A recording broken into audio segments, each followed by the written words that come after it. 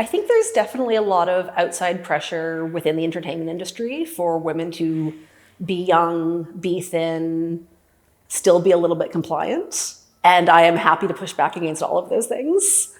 Where like for me as well, like I'm someone like I've never done Botox. I've never invested in a lot of the things that I think a lot of people our age do now.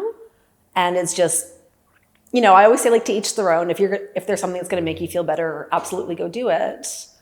But I think just having even something like that so normalized, like even girls in their 20s getting Botox, like it's such a huge, maybe not necessarily a waste of money, but it is definitely a big expense.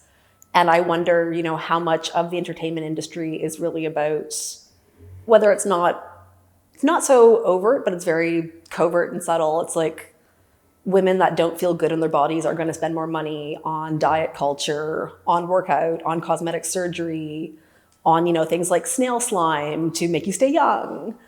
And again, it could be good or bad as your personal choice. But I think a lot of like we're also really, really conditioned by who we see on screen and how we see them represented, because that leads to how we see, think, approach people in real life.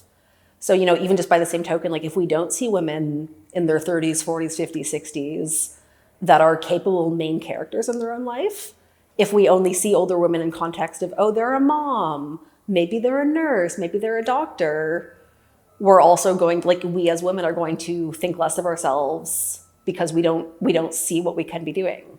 Whereas, if we see a woman who's an astronaut, that's going to inspire, say, like little girls up to like, women of all ages going, okay, well, I can be in the sciences. I can look a certain way and still be treated well by the world. Like, and I think that's something too, just to address, where it's like people that are thinner or more conventionally attractive tend to be treated better by society. And I think there's a lot of room to push back against that as well, where we should be allowed to exist, to be quote unquote ugly, to be fat, to be old, whatever, and know that our inherent worth is not dictated by any number or any scale. We are all just worthy as we are as human beings.